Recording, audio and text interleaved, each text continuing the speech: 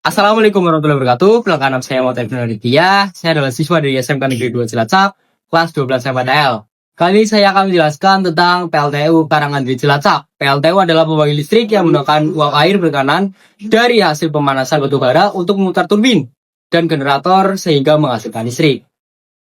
Terus saya akan menjelaskan tentang komponen-komponen utama dari PLTU Karangandri Cilacap. Yang pertama ada boiler, yaitu adalah tempat pembakaran bahan bakar batu bara untuk memanaskan air hingga menjadi uap bertekanan dan bertemperatur tinggi. Yang kedua ada turbin uap, itu untuk uap dari boiler dialirkan ke turbin untuk memutar suhu turbin sehingga menghasilkan energi mekanik. Yang ketiga ada generator, yaitu adalah untuk terhubung dengan turbin, putaran turbin diubah menjadi energi listrik melalui proses induksi elektromagnetik. Yang keempat ada kondensor, itu mengubah uap bekas dari turbin menjadi air kembali dengan cara menginginkan agar bisa digunakan ulang. Yang kelima, ada sistem pendingin, yaitu untuk mendinginkan kondensor menggunakan air laut, sungai, dan cooling water.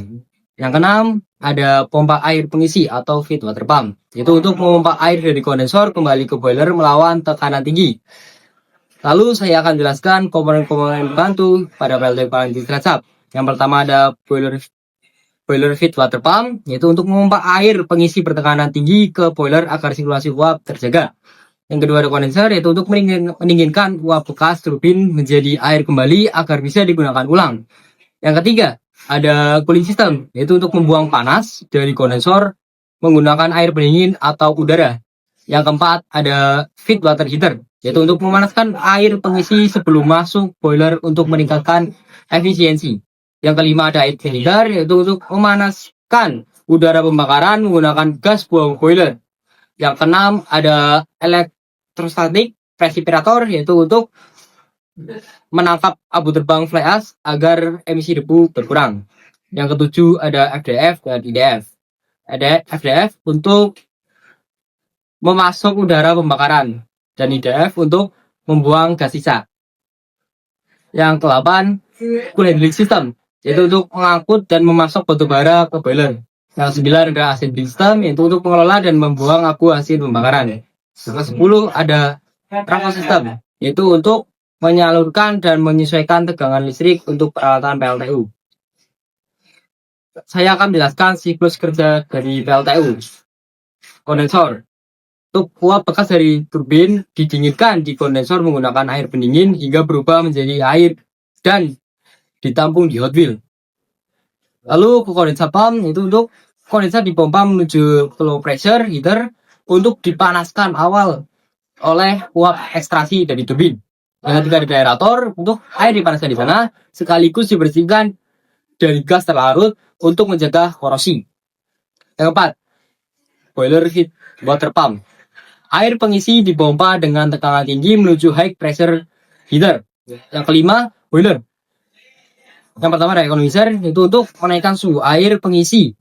Lalu ada evaporator untuk mengubah air menjadi uap. Lalu yang terakhir ada superheater, yaitu untuk meningkatkan suhu uap agar efisien turbin lebih baik. Yang keenam ada turbin uap, itu untuk uap mengembang bertahap di turbin. Yang ke-8 dari heater, uap dari turbin tekanan tinggi, menengah, dan rendah sehingga menghasilkan energi mekanik. Yang 7 ada generator, itu untuk energi mekanik dari turbin diubah menjadi energi listrik. Low pressure dipanaskan kembali di boiler sebelum memasuki turbin low pressure untuk meningkatkan efisiensi dan mencegah kelembapan. Yang terakhir ada kembali ke kondensor, untuk uap bekas dari turbin low pressure menuju kembali ke kondensor dan siklus berulang. Lalu saya akan jelaskan tentang operasi inti saya, yaitu tentang assembling. Saya akan menjelaskan assembling untuk apa. Assembling adalah departemen yang mengatur dan mengelola abu dari sisa pembakaran batu bara. Lalu saya akan jelaskan alur-alur dari batu masilo dan flare silo. Yang pertama-tama saya akan menjelaskan tentang alur dari batu masilo. Pertama dari boiler akan disemprot menggunakan subblower dan turun ke slagging hopper. Dari slagging hopper, debu-debu yang masih padat akan dihancurkan ke crusher. Setelah di crusher baru turun menuju batu masilo. Lalu batu bara yang masih bagus akan naik menuju economizer.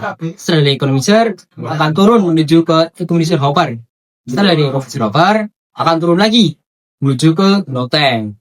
Setelah dari glow tank lalu akan turun kembali ke batu asilon. Lalu saya akan jelaskan tentang alur dari fly ash. Pertama-tama dari boiler, lalu menuju economizer, lalu menuju ESP. ESP ini dibagi menjadi dua, yaitu debu yang halus dan debu yang sangat halus. Debu-debu yang sangat halus akan turun menuju ke FGD. Di FGD, debu-debu akan dikurangi kadar sulfurnya dengan cara disemprotkan. Lalu setelah itu akan menuju ke chimney untuk dibuang. Lalu yang kedua, debu-debu yang terperangkap di ESP akan satu menuju hopper. Setelah menuju hopper, akan turun lagi ke glow tank atau soft tank untuk disimpan sementara. Setelah itu akan turun kembali ke batang hasil. Lalu saya akan jelaskan tentang okupasi pilihan saya, yaitu tentang pengoperasian belt conveyor. Saya akan jelaskan SOP-nya terlebih dahulu. SOP belt conveyor yang pertama-tama adalah mengecek belt conveyor dari head hingga tail, apakah belt conveyor mengalami kesayatan atau tidak. Lalu yang kedua, pengecekan pada roller, terutama pada bagian bearing, apakah terjadi aus pada bearingnya atau tidak. Yang ketiga, nyalakan magnet separator terlebih dahulu agar benda-benda asing pada belt conveyor dapat berangkat dan tidak menyebabkan kerusakan pada belt conveyor. Lalu yang keempat, menyalakan alarm sebelum mengoperasikan belt conveyor. Kenapa? Dikarenakan agar aktivitas di sekitar belt conveyor dapat dihentikan terlebih dahulu agar terhindar dari kecelakaan kerja.